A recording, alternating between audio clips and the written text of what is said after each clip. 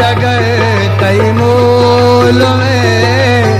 हीरे निशाना गंगा का